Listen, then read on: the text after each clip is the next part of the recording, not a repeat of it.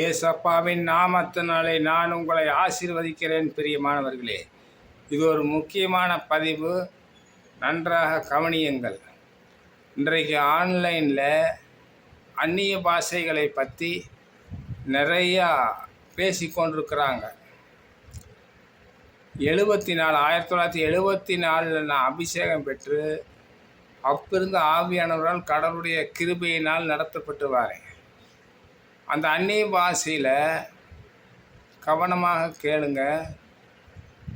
அந்நிய பாஷை அபிஷேகத்துடன் பெற்று ஊழியம் செய்யணும். அதாவது அந்நிய பாஷை சில பேர் உளர்றாங்கிறாங்க, பாஷை இல்லைங்கிறாங்க. நன்றாக கவனித்து கொள்ளுங்க. பரிசுத்த ஆவியானவர்,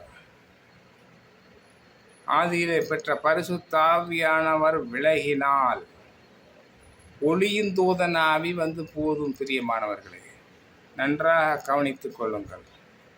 ஒளியின் தூதன் ஆவி பரிசுத்த ஆவியைப் போலவே பேசும், அந்நிய பாஷை பேசும், எல்லா வேலையும் செய்யும், ஊழியமே செய்யும். ஆனால் மற்றவர்களுக்கு அது தெரியாது.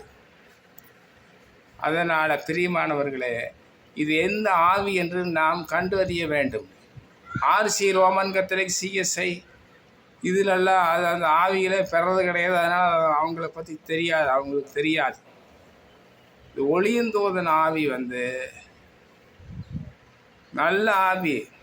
சவுலுக்கு விலகினப்போ சவுலுக்குள்ள வேற ஒரு ஆவி, அசுத்த ஆவி வந்து பூந்தது. அதனால் நல்ல ஆவியை நீங்கள் கண்டறிய வேண்டும். பிரியமானவர்களே, அதாவது கடைசி வரிய முடிவு பரியந்தம் தன்னை தாழ்த்தி கொண்டே போக வேண்டும். நன்றாக கவனித்து கொள்ளுங்கள். முதலாவது, இயற்கையாகவே தாழ்மை உள்ளவர்களுக்கு கர்த்தர் கிருபை அளிக்கிறார். பந்து பால் கீழே போட்டீங்கன்னா மெதுவாக தான் குதிக்கி, கீழே ஓங்கி விசையாக அடித்தீங்கன்னா அது நீங்கள் எவ்வளோ தூரம் போட்டீங்களோ அந்த அளவுக்கு மேலே 3 மடங்கு எகிரும். தாழ்மை உள்ளவர்களுக்கு அதிகமாக கர்த்தர் ஆசீர்வதிப்பார். அதே மாதிரி கிணற்று தண்ணியில் மெதுவாக இறங்குனீங்கன்னா தண்ணி ஆழத்தில் போயிருப்பீங்க, மேலே வரக்கு லேட்டாகி மூச்சு திணறல் ஆயுது. மேலேருந்து குதிச்சிங்கன்னா அந்த குதித்த ஸ்பீட்லேயே மேலே தள்ளிட்டு வந்துடும். தாழ்மை உள்ளவர்களுக்கு அதிகமான கிருபை. அதே போல் கடலில் வந்து ஆன்லைன் பெரிய ஆணலை வரும். ஆணலையில் வந்து நான் தான் பெரியவன்னு நின்னீங்கன்னு வைங்க, அந்த ஆணலை ஒரே தூக்கி அடிச்சு இழுத்துட்டு போயிடும். ஆணலை வரும்போது தன்னை தாழ்த்தி உட்காந்துட்டோம்னா அது வந்துட்டு அப்படியே மூழ்கிட்டு போயிடும். ஆனால் போனதுக்கப்புறம் இவங்க எதிர்த்து வந்துடலாம். அதே மாதிரி வேலை கேட்க போன இடத்துலையும் அப்படித்தான். பிரியமானவர்களே, தாழ்மையுள்ளா போய் கேட்டால் உடனே எந்த இடத்துலையும் வேலை கிடச்சிடும். இல்லைன்னா கிடைக்காது, அடித்து முடுக்கி விட்டுருவாங்க. அதே போல் இயற்கையாக நான் சொல்லி வரேன்.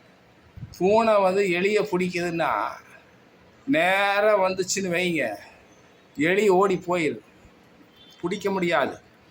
பூனை பதுங்கி போனால்தான் அதையே பிடிக்க முடியும். அப்போத்தான் நமக்கு பரலோக ராஜ்யத்தும் கிடைக்கும், கிருபை அதிகமாக கிடைக்கும். பிரியமானவர்களே, 2 பேர் ஜெபம் பண்ண போனாங்க. ஒருவன் தாழ்மைப்பட்டான், தாழ்மையாக ஜெபம் பண்ணான். ஆண்டவரே, நீதியெல்லாம் கந்தை என்று கர்த்தர் அவனை நீதிமானாக்கினார். ஒருத்தன் சொன்னான், நான் ஜெபம் பண்ணேன், நான் தசம காணிக்கை கொடுத்தேன், எல்லாமே செஞ்சேன், ஆண்டவரே நான் இவனை போல் இல்லைன்னா. அதனால் பெருமை உள்ளவர்களுக்கு கர்த்தர் எதிர்த்து நிற்கிறார். அந்த பரிசுத்தாய் வெட்டதுக்கப்புறம் பெருமை பட்டுச்சு, பிசாசு ஒளியந்தூதன் வந்து பூந்துருவான். நல்லா கவனிச்சுக்குங்க. இது எப்படி நீங்கள் அறிவீர்கள் என்றால், அவர்களுடைய கிரியைகள், நடக்கைகள், அதை பார்த்து தான் நமக்கு தெரிய முடியும்.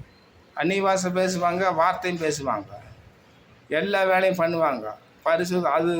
அது நன்றாக என்ன ஆவின்னு கண்டறியும்.